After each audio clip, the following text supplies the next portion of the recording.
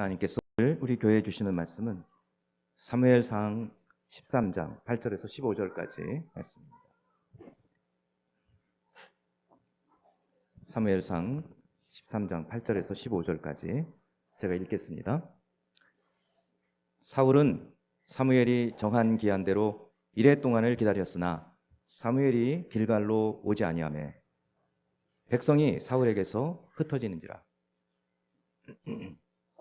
사울이 이르되 번제와 화목제물을 이리로 가져오라 하여 번제를 드렸더니 번제 드리기를 마치자 사무엘이 온지라.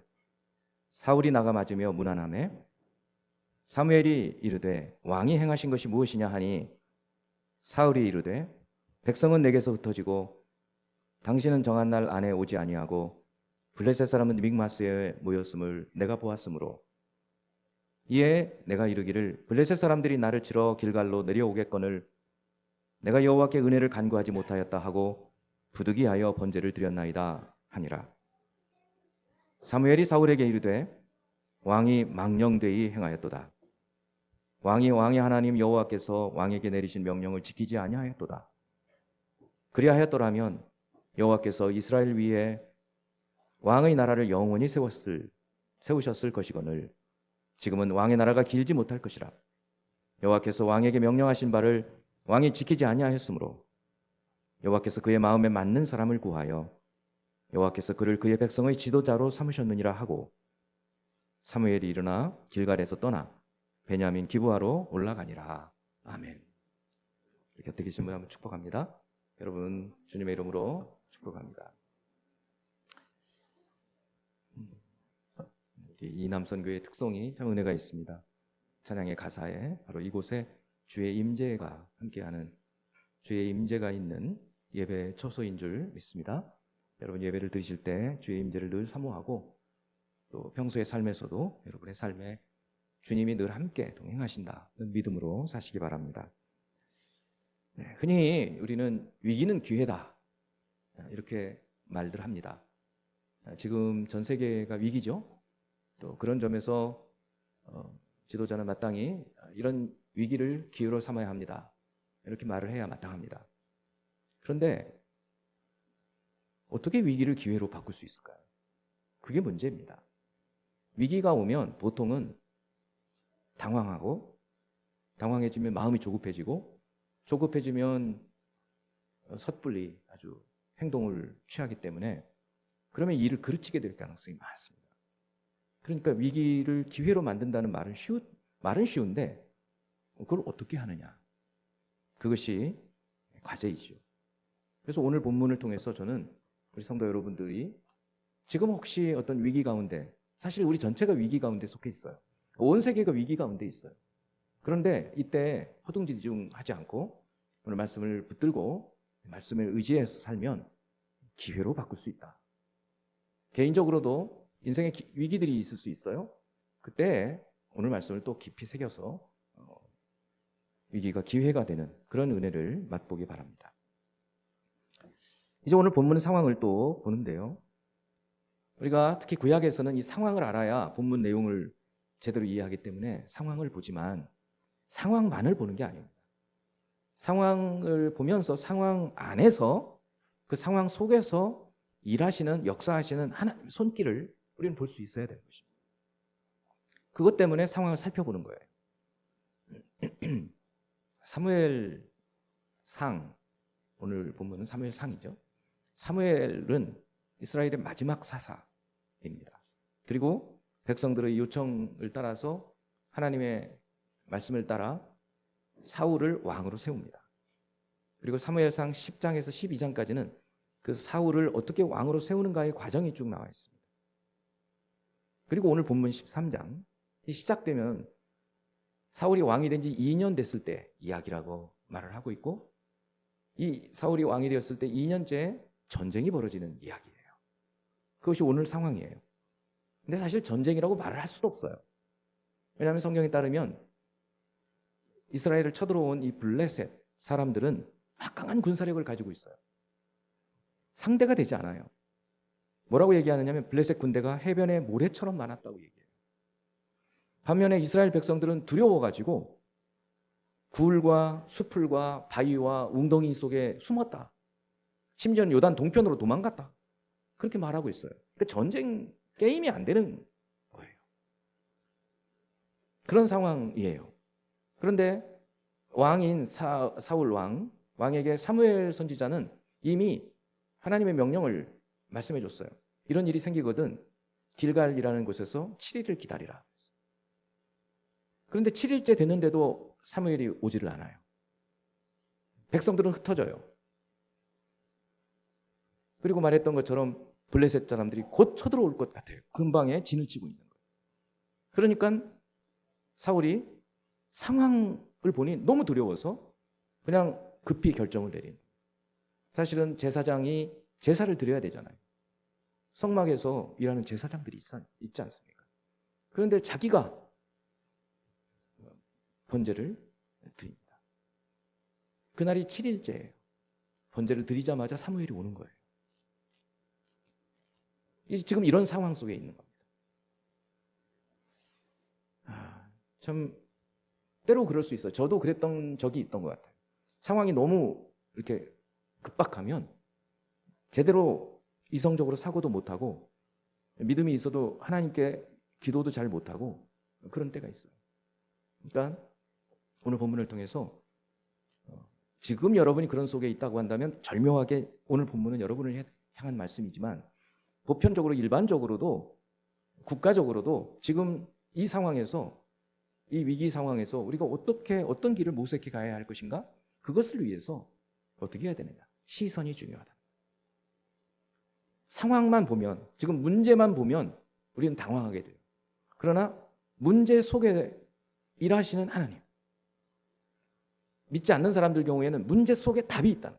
그걸 찾아낼 수 있어야 되는데 우리에게는 특히 이 하나님 예수 그리스도에 대한 믿음을 통해서 하나님을 믿기 때문에 그 상황 속에서 분명히 하나님은 길을 제시해 주시거든요. 그걸 찾아내야 돼요. 그리고 그걸 따라가야 돼요. 시선이 중요하다. 첫 번째, 상황만 보면 어떻게 되는가? 불순종하게 된다. 일반적으로는 상황만 보면 실수하게 된다. 위기의 상황에 처해지면 아까도 말씀했지만 조급해지는 거예요. 마음이 급해지는 거죠. 당황해지니까. 그래서 제대로 못 봐요. 보는 것도 제대로 못 본다고요. 그래서 결국은 실수하게 돼요. 신앙적으로는 하나님의 말씀에 귀를 기울여야 하는데 그러질 못하니까 그냥 말씀은 뒷전이고 자기 마음에 있는 대로 그냥 행동으로 옮겨요. 그러니까 큰 실수를 저지르는 거예요. 자, 이제 본문으로 들어갑니다. 8절 9절 말씀. 사울은 사무엘이 정한 기한대로 이레 동안을 기다렸으나 사무엘의 길갈로 오지 아니하며 백성이 사울에게서 흩어지는지라. 그 말씀했잖아요. 어떤 전쟁 상황이나 이런 어떤 상황이 있게 되면 사울에게 길갈에 내려가서 7일을 기다리라 그랬어요. 근데 7일 때 됐어요.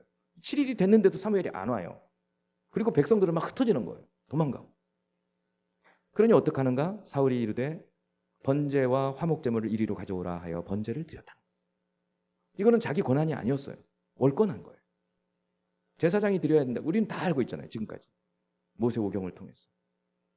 번제, 성막을 만들어 놓으시고 제사장의 직무가 있었고 어떻게 제물을 드려야 되는지 쭉 얘기를 했는데 지금 사울은 자기가 드려버렸어요.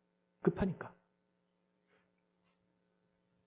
근데 왜 사울이 조금 더 깊이 들어가서 왜 사울이 이렇게 마음이 급했을까? 아까 얼핏 말씀을 드린 그 이유를 바로 오늘 본문 위에 5절에서 7절을 보면 아주 세세하게 나와 있어요. 블레셋 사람들이 이스라엘과 싸우려고 모였는데 블레셋이 갑자기 쳐들어오는 거예요. 모였어요. 그런데 병거가 오늘날 하면 탱크에 탱크 3만이요. 마병이 기동대가 6천이요. 백성은 해변의 모래같이 많다라는 거예요. 쫙 깔려있는 거예요. 그들이 올라와 베다웬 동쪽 믹마스에 진을 딱 치고 있는 거예요. 이스라엘 사람들이 위급함을 보고 절박하여 굴과 수풀과 바위 틈과 은밀한 곳과 웅덩이에 숨으며 어떤 히브리 사람들은 요단을 건너 동쪽 갓 길르앗 땅으로 가되 사울은 아직 길갈에 있고 그를 따른 백성은 떨더라. 그렇죠. 안 떨 수 있어요? 지금 이런 상황에 지금 그런 상황인 거예요. 우리도 개인적으로 몸이 갑자기 안 좋아진다든지 경제적으로 뭔가 큰 타격이 온다든지 뭐 이런 어떤 어려움들이 오면 당황하게 돼요. 그게 상황이에요. 보통은 상황만 본단 말이에요. 시선이 중요하다. 그러니까 우리 믿는 사람들은 보이지 않는 것을 보는 사람들이에요. 그런데 믿음이 없으면, 심지어 믿음이 있어도 이 상황만 보는 사울 같은 사람은 그냥 눈앞에 있는 현실만, 현상만 보는 거예요.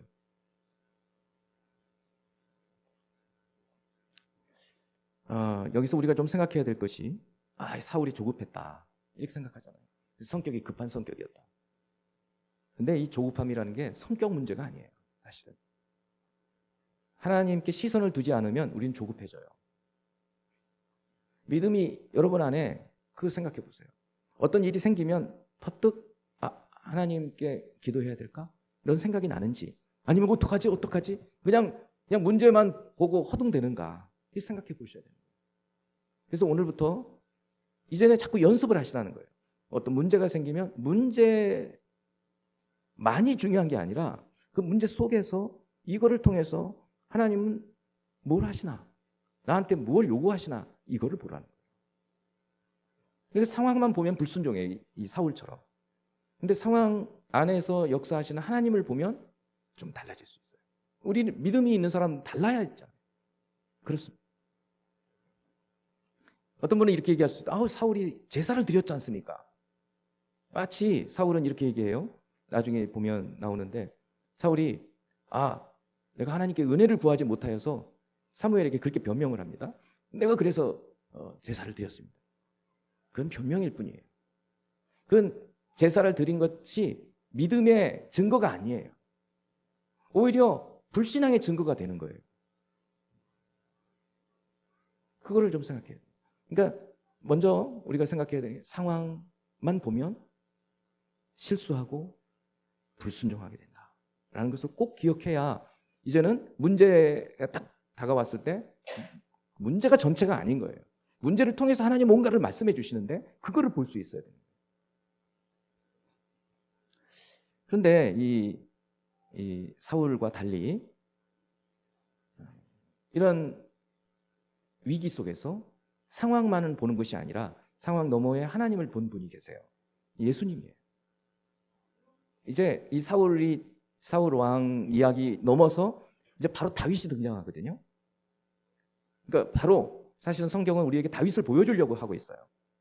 근데 우리는 구약만 보는 사람이 아니라 신약을 보는 사람들이기 때문에 다윗도 징검다리이지만 다윗을 넘어서 이미 오신 예수님을 볼 수 있어야 돼요. 그래서 예수님은 이런 다급한 위기의 상황에서 어떻게 하셨나? 이제 이번 주 지나고 다음 주간이 고난주간이거든요. 이제 고난주간 말씀을 우리가 묵상해 보면 예수님은 점차 그분을 조여오는 죽음의 어둠의 세력을 보고 있었어요. 이미 막 가슴이 조여올 거 아니에요. 심지어 목요일 저녁 겟세마네에서는 얼마나 그게 고통스러웠는지, 아버지여 이 잔을 내게서 옮기시옵소서. 그러나 나의 원대로 하지 마옵시고 아버지의 원대로 하옵소서. 이렇게 땀이 핏방울이 될 정도로 기도하셨다는 거 아니에요, 예수님께서. 그러니까 예수님이 처한 그 상황은 엄청난 것이었어요. 도저히 견디기 어려운 위기였다. 그런데 그때 예수님은 어떻게 하셨는가? 히브리서 12장 1, 2절이 그걸 우리에게 보여주고 있어요. 이러므로 11장은, 히브리서 11장은 믿음장이에요. 믿음으로 누구는 어떻게 하고, 믿음으로 어떻게 하고, 믿음으로 어떻게 쭉 얘기가 나오죠. 그래서 믿음의 선진들의 이야기를 한 후에, 그러므로 우리에게 구름같이 둘러싼 허다한 이 증인들이 있다. 이 증인이라는 것은 믿음의 증인들이에요.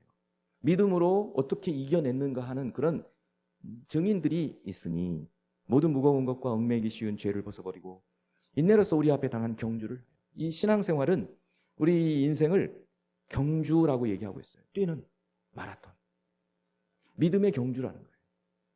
그 경주를 하라, 이렇게 1절을 얘기한 다음에 2절이 중요해요. 믿음의 주요 또 온전하게 하신 이 예수를 바라보자. 우리에게 예수를 바라보라는 거예요. 우리 시선이 예수께 있으라는 거예요. 그 예수님은 어떻게 하셨는가? 그 앞에 있는 기쁨을 위하여. 예수님도 바라보셨다는 거예요. 뭘 바라보셨냐면 지금 다가오는 십자가만 바라본 게 아니고 그 고난만 바라본 게 아니라 그 십자가 너머에 있는 기쁨을 바라보았다는 거예요. 그 앞에 있는 기쁨을 위하여 십자가를 참으사 고난을 견뎌낸 거예요. 그러니까 우리가 고난이 오잖아요. 어려움이 와요. 문제가 있어요. 상황이 복잡해져요. 그럼 우리는 상황만 본단 말이에요. 문제만 보고 어려움만 봐요. 그러면은 거기에 무너질 수가 있어요. 시선이 거기에만 고정되어 있어요. 보통 그러잖아요. 근데 진짜 믿음이 있는 사람은 어떻게 하느냐면 그 너머를 보라는 거예요. 예수님처럼. 여러분 다윗도 이제 이 사울 왕에게 10년을 쫓겨다닌단 말이에요. 생각해 보세요. 10년을 쫓겨다니면 나중엔 절망하죠. 1년도 못 쫓겨다녀요, 보통은. 그러니까 많은 사람이 자살해요. 근데 믿음이 있는 사람들은 지금 이 고난, 어려움, 상황, 십자가 이것만 보는 게 아니라 그 너머를 보는 거예요. 그 상황 속에서 하나님의 역사를 본다는 거예요. 십자가를 참으사 부끄러움을 개의치 아니하시더니 엄청 부끄러움 당하셨거든요. 하나님의 아들이신데 하나님이신데 침뱉음을 당하고 뺨을 맞고 가시면류관을 쓰고 그래 이거 너 누가 나 때렸는지 알아맞혀봐. 이런 모욕을 당하고 저는 예수님의 고난 중에 그게 제일 견디기 어려웠을 것 같아요. 저 입장에서는. 육체적인 고통은 뭐 그냥 죽으면 죽으니까. 근데 그 당하는 모욕? 와, 이거는 못 견딜 것 같거든요. 그러니까 그 부끄러움을 개의치 않으셨다는 거예요. 그러니까 그 부끄러움만 생각하면 못 견디죠. 근데 그거 너머를 본 거예요. 그랬더니 어떻게 하나님 보좌 우편에 앉으셨다. 그러니까 사울과 다윗과 비교해봐도 다윗은 그걸 견뎌내거든요. 왜 그러는가? 상황 너머를 보니까. 그런데 우리가 정말 바라봐야 할 분은 예수님이랍니다. 예수님은 그 죽음, 모든 죄를 다 덮어쓰는 그거를 넘어서 견뎌내신 분이에요. 그러니까 상황만 보면 우리는 불순종하지만 상황 속에서 역사하신 하나님을 보면 우리는 순종할 수 있다. 두 번째는 시선을 하나님께 두면 기다릴 수 있다는 거예요. 왜 실수하냐면 기다리지 못해서 그래요. 보세요. 아까 7일째 제사를 드렸잖아요. 근데 제사를 드리자마자 사무엘이 왔어요. 기다리지 못한 거잖아요. 10절 봅니다. 10절부터 12절. 번제 드리기를 마치자 사무엘이 온지라. 며칠째 온 거예요? 7일째 온 거예요. 그러니까 사무엘이 어긴 게 아니에요. 근데 그 조금을 못 기다린 거예요. 사울이 나가 맞으며 무난함에. 그럼 이때 제가 잘못했습니다. 해야 되잖아요. 제가 급해가지고 그랬습니다. 사무엘이 이르되 왕이 행하신 것이 무엇이냐? 보니까 막 제사를 다 드려놓고 난리예요. 사울이 이르되 이제 핑계를 대는 거예요. 첫째, 백성은 내게서 흩어지고. 둘째, 당신은 정한 날 안에 오지 아니하고. 아니 왔잖아요. 왔는데 지금 자기가 못 기다린 거지. 셋째, 블레셋 사람은 믹마스에 모였음을 내가 보았습니다. 핑계를 대려면요 무한대로 될 수 있어요. 여러분 성경 읽지 못하는 핑계를 대려면 무한대로 될 수 있다고요. 기도 못하는 이유를 대려면 엄청나게 많아요. 얼마나 내가 바쁜데. 근데 그게 핑계지. 그게 어떻게 이유가 돼요? 그렇지 않습니까? 예배 드리지 못할 이유가 어떻게 되냐고요, 그게. 내가 뭐가 있어서 내가 주일날 예배를 못 드렸습니다.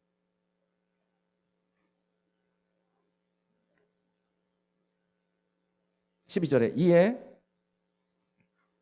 이제 이 사울 왕이 하는 말입니다. 이에 내가 이르기를, 그러니까 세 가지 이유였어요. 첫째는 백성이 흩어지고 당신이 안 오고 블레셋 사람들이 쳐들어오고 어쩔 수 없었어요.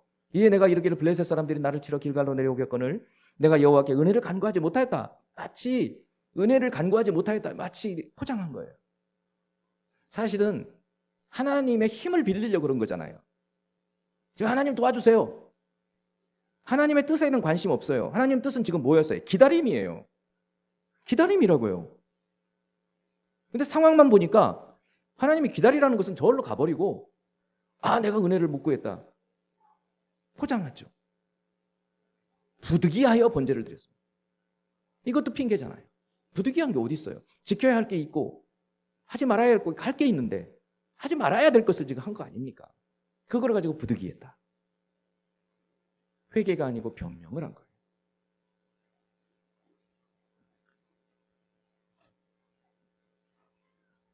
반대로 하나님께 시선을 두는 사람은 어떠한지, 이제 바로 뒤에 이어져는 다윗 같은 경우는 다윗이 그렇게 도망 다니면서도 무슨 일을 결정할 때마다 하나님께 묻습니다.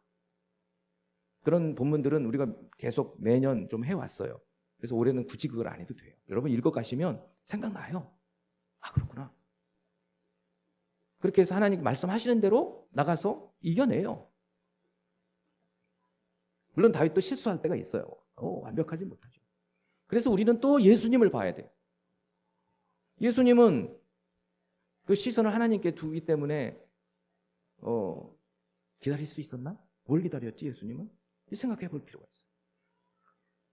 예수님 생각보다도 우리 성경에서 이 창세기, 출애굽기, 레위기, 신명기, 모세오경, 그리고 여호수아, 사사기, 룻기, 사무엘, 임지무효 와 있잖아요. 그걸 보면서 우리는 종종 너무 이해가 안 되는, 아니 아브라함한테 하나님께서 약속을, 땅과 자손을 약속하시면서 몇 년을 기다려야 돼요? 430년. 아니 난 죽어버렸는데 그 뭔 소용이 있어? 우리는 그렇게 생각하잖아요. 기다림이에요.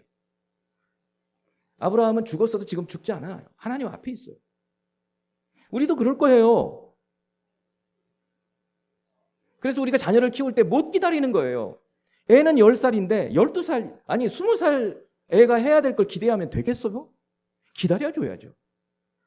애는 지금 하나, 둘, 셋, 10까지 세는데 100을 세라고 하면 되겠어요? 기다려줘야죠. 못 기다려요. 신앙도 그래요. 우리 신앙은 지금 내가 신앙에 A, B, C, D, E, F, G까지 와 있는데 뭐 앞서가려고 그러면 안 되는 거예요. 기다려야 돼요. 왜 못 기다리는가? 시선이 하나님께 있지를 않아요. 말씀에 있지를 않아요. 여러분 응답이 왜 이렇게 빨리 안 오는 거야? 막 어떨 때는 짜증나죠. 기다림이 필요한 거예요. 기다림이 필요하다고요. 목회를 해오면서 목회는 기다림이다. 그런 생각이 들어요. 여러분 응답이 늦어진다고 느끼실 때 상황을 보지 말고 십자가를 지신 예수님을 바라보세요. 예수님은 그 십자가를 참으사 부끄러움을 개의치 아니하시더니 하나님 보좌 우편에 앉으셨느니라. 오고 오는 모든 세대의 사람들이 예수의 이름 앞에 무릎을 꿇고 예수를 주라 시인하게 되었습니다. 하나님께서 그렇게 하신 목적이 있었던 거예요. 우리로 하여금 그렇게 하시도록. 그래서 예수를 바라보고 살도록. 시선을 하나님께 두면 기다릴 수 있고 순종할 수 있고 결국 하나님 뜻대로 살 수 있음을 보여주시는 것이에요. 마지막으로는 시선의 차이가 인생의 차이를 만들어내요. 인생의 어떤 결과를 바꿔요. 한번 같이 읽어볼까요? 시선의 차이가 인생의 결과를 바꾼다.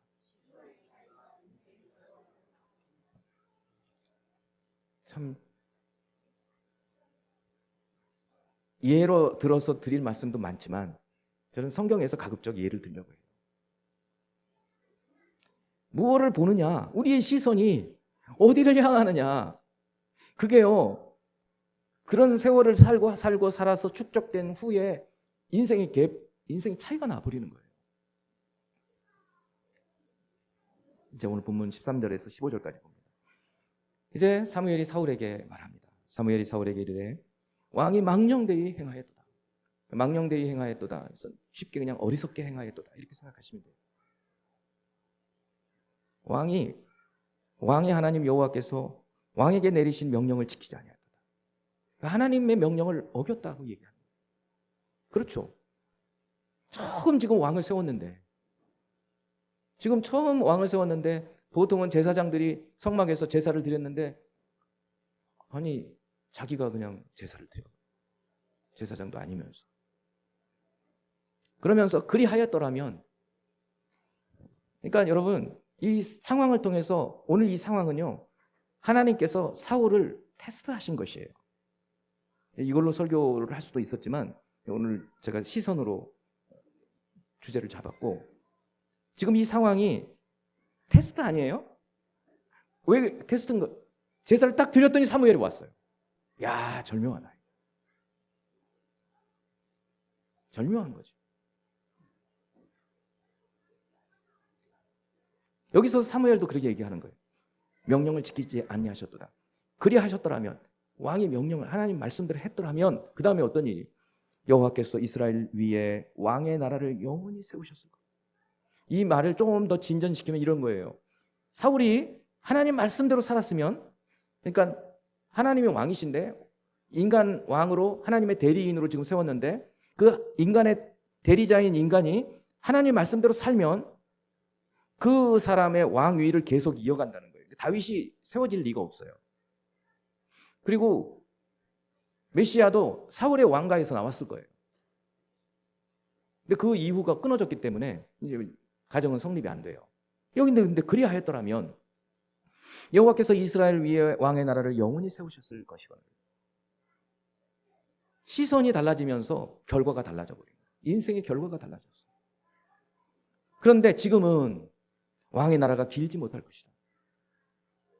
여호와께서 왕에게 명령하신 바를 왕이 지키지 아니하였으므로 여호와께서 그의 마음에 맞는 사람을 구하여. 여러분 여기 누구다 생각나시죠? 누굴까요? 누구예요? 그의 마음에 맞는 사람 누굽니까? 다윗이죠. 이제 뒤에 곧 다윗이 나오겠구나. 우리는 그렇게 읽을 수 있어요. 왜냐하면 다윗은 사울하고 굉장히 달랐거든요. 사울은요 인간적이었어요. 인본적이었어요.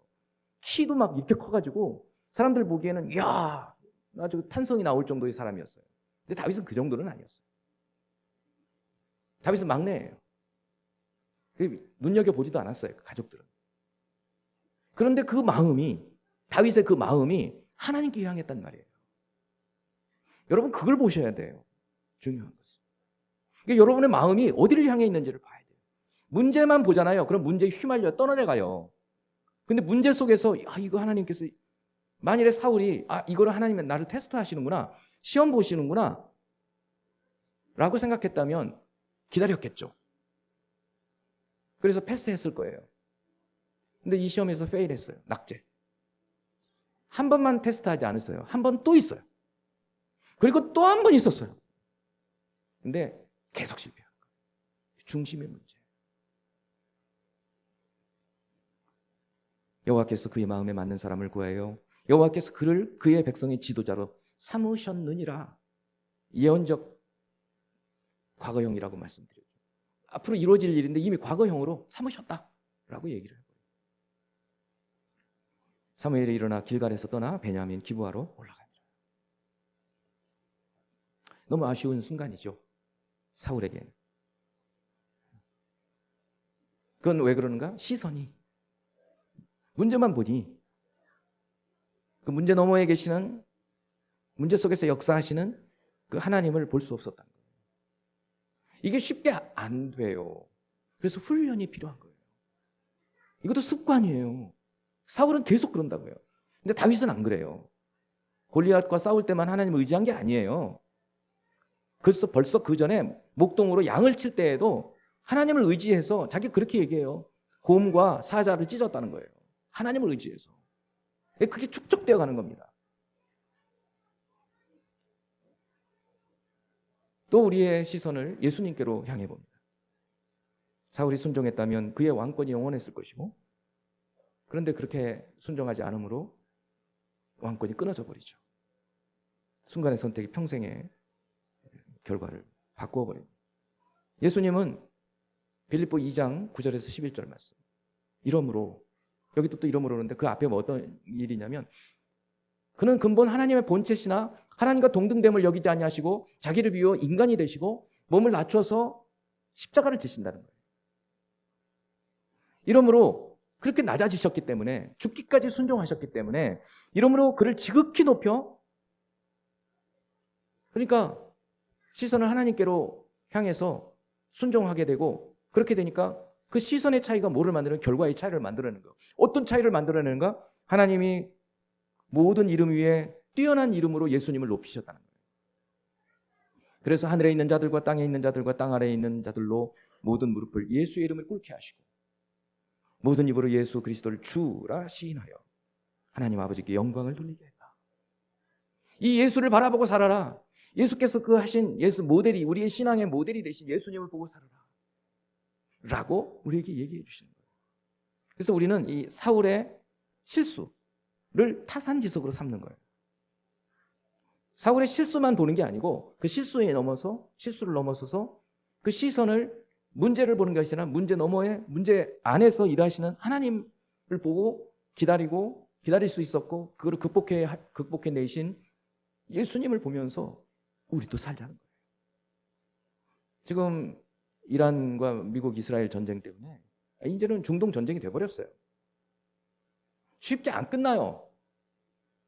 언제 어떻게 끝나게 될지 모르겠어요. 그러면 이제 파급 효과가 계속 밀려올 거예요. 굉장히 우리는 지금 태평하게 살고 있어요. 근데 이건 어마어마한 일이에요. 이것이 어떤 영향을 끼칠 것인지 우리는 지금 엄청난 파도 앞에, 우리 위기 앞에 서 있는 거예요. 그럼 어떻게 해야 될 것이냐? 이거 큰일 났네.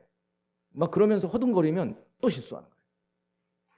그러지 말고 이 속에서 하나님은 이 속에서 나로 하여금 어떻게 살기를 원하시는가? 하나님의 뜻을 잘 보고 내가 하루하루 해야 될 일들을 순종해 가는 거예요. 시선을 하나님께 두면 순종할 수 있다고 그랬어요. 그리고 기다릴 수 있어요. 조금씩 상황이 나아질 거예요. 지금 국정을 운영하는 분들은 더 그럴 거예요. 그래서 시선을 하나님께 두면 기다리고 때가 오고 그렇게 해서 뭔가 조치를 취하고 우리도 개인적으로도 그렇게 해야 될 거예요. 그리고 이제 이런 것들이 결국은 차이를 만들어내는 거예요. 그래서 이 위기가 끝나고 나면 어쩌면 우리나라가 더 세계에 우뚝 서 있을 수도 있고 그렇지 않을 수도 있고 이 위기를 극복하고 나면 우리 개인적으로도 더 나아진 상황 속에 있을 수도 있고 안 그럴 수도 있고 개인적인 위기들도 있어요. 그런 위기들을 어떻게 대하느냐에 따라서 또 그렇게 달라지는 거예요. 인생에서 이런 큰 파도 위기들은 자주 오지는 않죠.